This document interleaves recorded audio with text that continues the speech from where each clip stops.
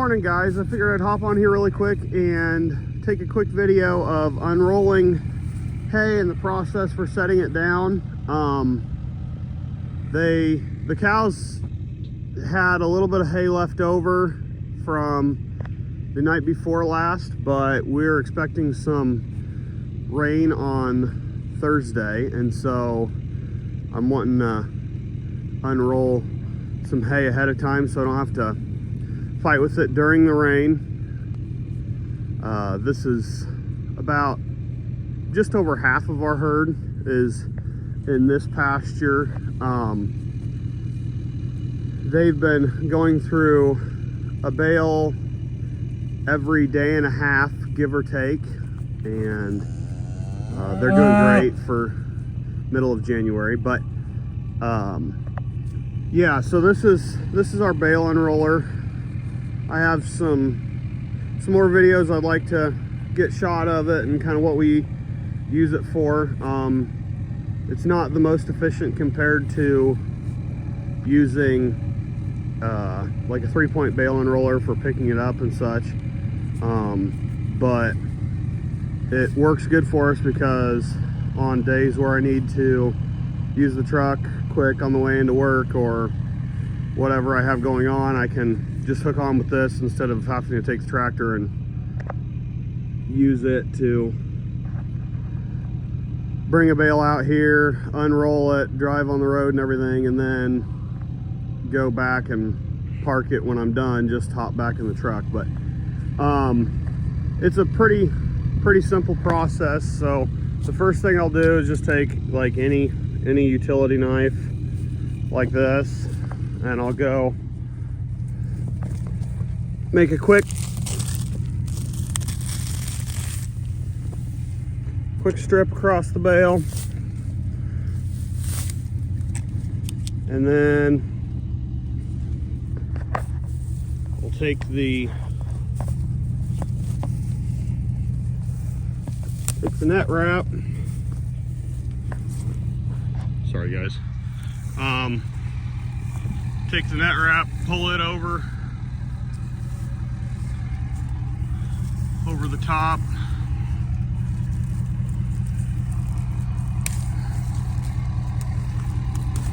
Looks like I missed one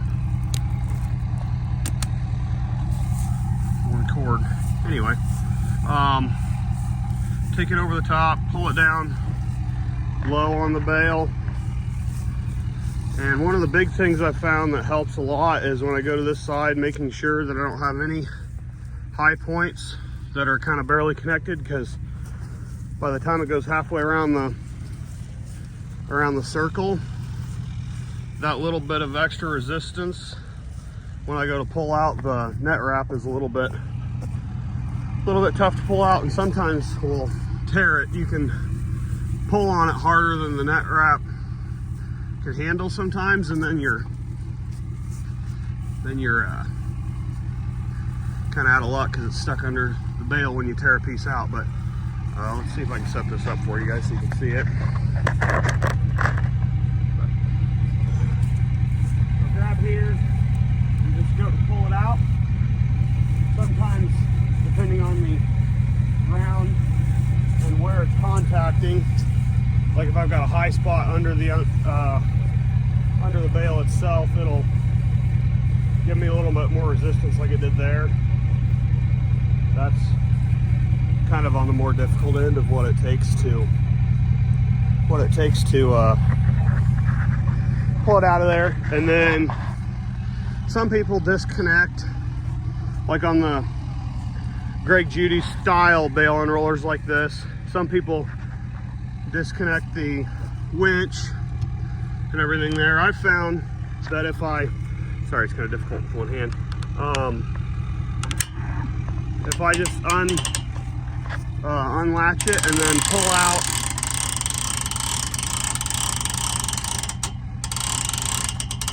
the necessary amount, I know that it's not going to jerk it really hard as the bale tips over. Then I just leave it connected, so it's one less thing for me to do. This is a pretty tall bale, so it never even got close to the amount that I rolled out. But yeah, so I'll just show you kind of how we go to unroll it. It's pretty simple. Just hop in the truck and pull it out. It's kind of a clunky, loud thing, but it was homemade to save some money. Every little bit counts on a new farm that's trying to build up all their infrastructure from the start. But I'll take off here and you can kind of get a little bit of an idea.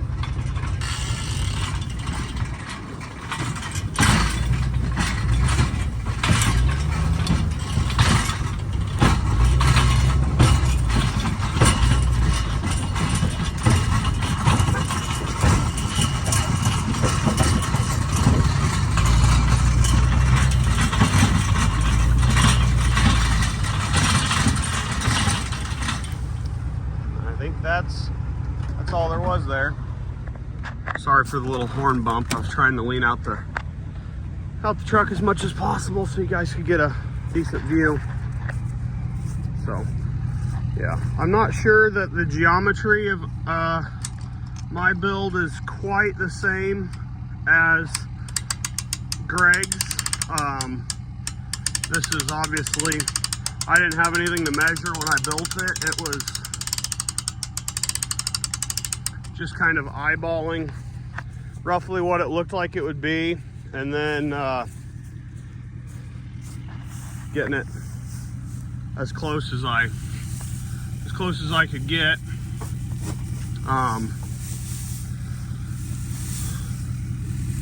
And then kind of seeing what worked for me and what I had to change.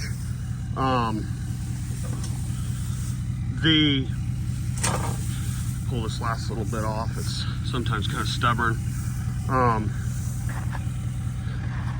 One of the things I know that's, well, there's a bunch of little differences, but one of the big differences is this is a winch that I had just on hand, and it's not, obviously it has gear reduction, but it's not the 2-stage one.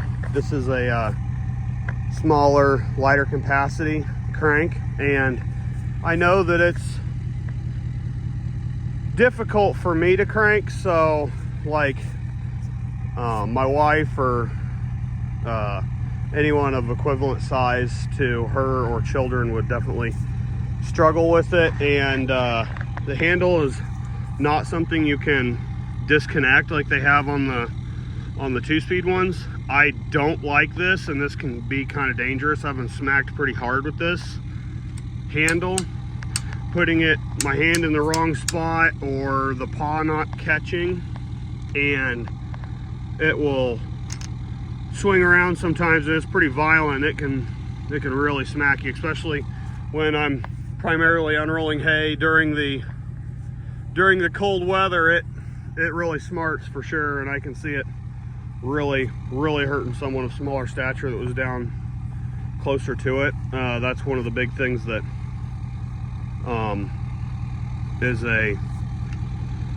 is a concern for me with anyone using it except for myself. I know a couple things that can be remedied with this would be disconnecting the strap, but sometimes that comes with its own problems,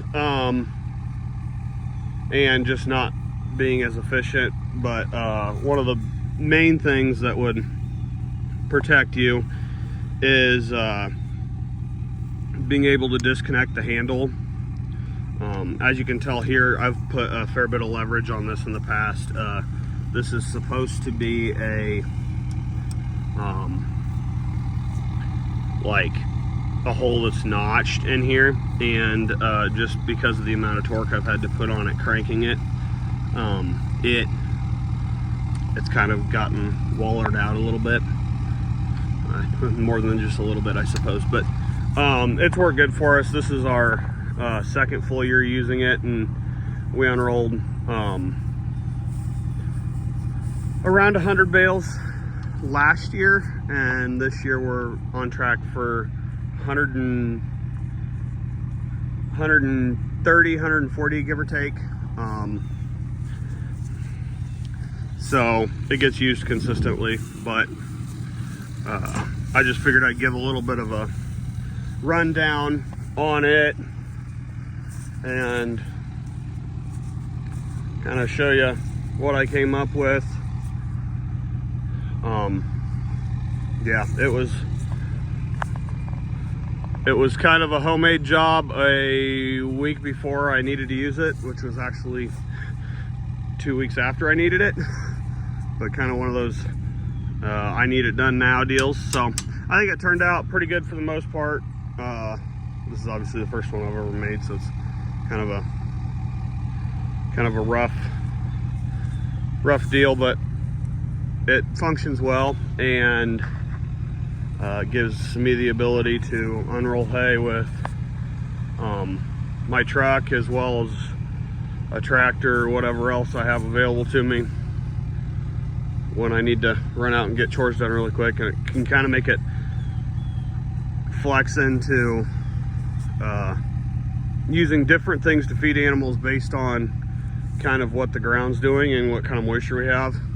In this case, like, the ground is frozen and is kind of holding everything up good. But then later this week we're expecting rain and warmer weather, and the truck will just sink in it, so I can use the tractor side by side real easily and